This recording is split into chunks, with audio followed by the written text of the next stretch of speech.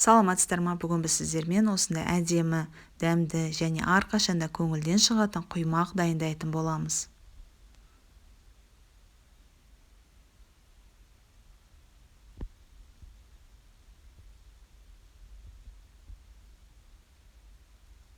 Бір үлкендеу ыдысымызға осындай жұмыртқамызды шағып аламыз да, үстінен тұз, құмшекер және аздап сүтімізді салып араластырып, кейіннен қалған сүтті тағы қосып, құмшекеріміз араласқанша араластырып аламыз.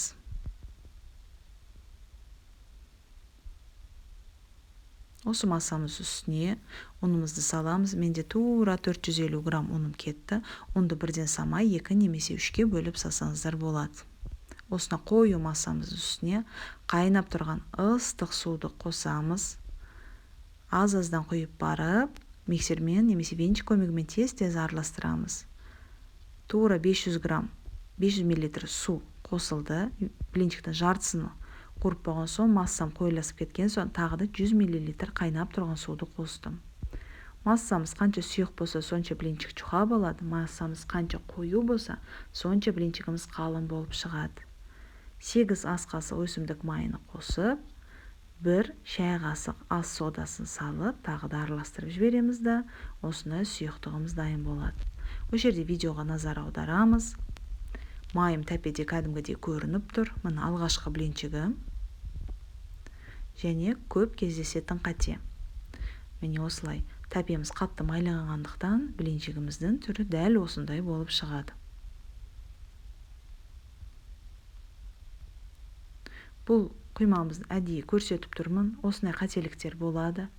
Және екінші қателігіміз, егер тәпеміз қатты қымызғыман болса, дәл осындай құймақ шығады. Міне екінші құймамызға назар аударамыз. Тәпем құрғақ және тәпем жақсы қызыған. Міне дәл осындай блинчиктер болып шығады. Бірінші блинчигім тағы да көрсеттім видеода.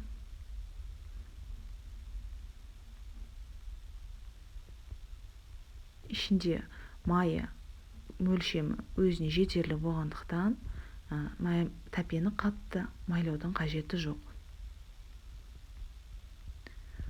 Тәпемдің диаметрі 28 сантиметр.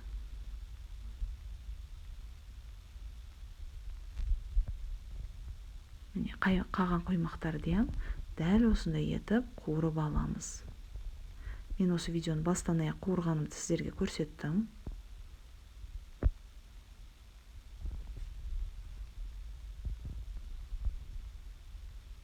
Тәпені қатты майлағандықтан тек бірінші құймағымыз осындай болып шықты. Қалған құймақтар дәл осындай әдемі болып шықты.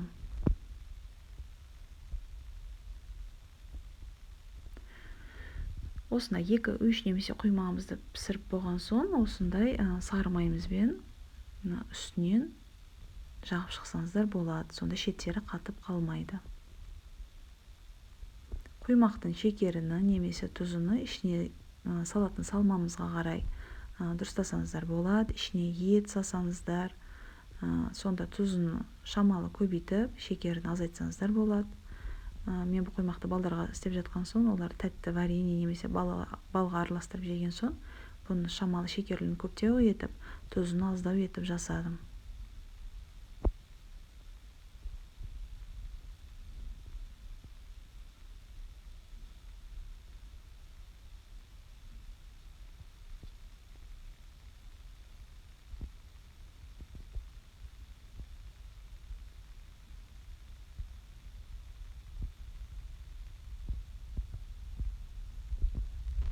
Осы жарты блинчигімді қуырып болған соң 100 мл су қостым.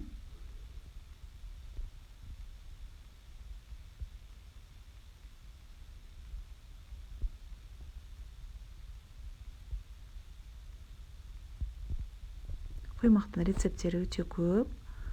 Осы жақсы көрген рецепттерден бірі осы заварной құймақтарымыз. Және тағы сывороткада жасалатын құймақтарымыз бар.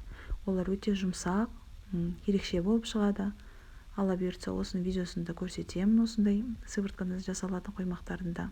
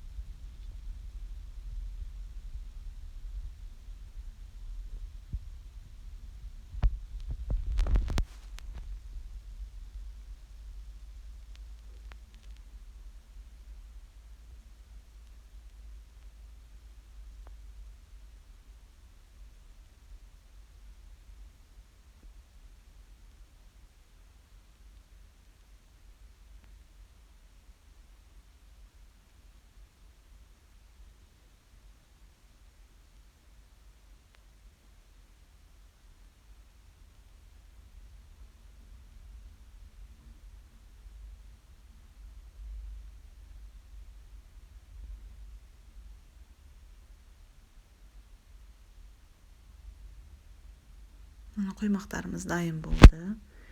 Осы масалықтарымыздан менде тура 21 блинчик шықты. Тәпемдің диаметрі 28 сантиметр болғандықтан, тәпелеріңіз кішілеу болса, әрине одан көптеу шығады блинчиктеріңіз. Жаңа блинчигім біріншісі. Әдейі алып тастамадым, көрсеттім, осындай қателіктер болады деп. Сіздер де жасап көріңіздер.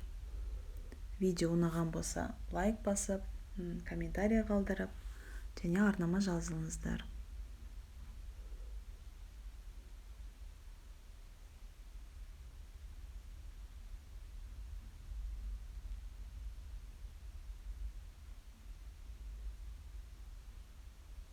Видеоны соңына дейін көргендеріңізге рахмет.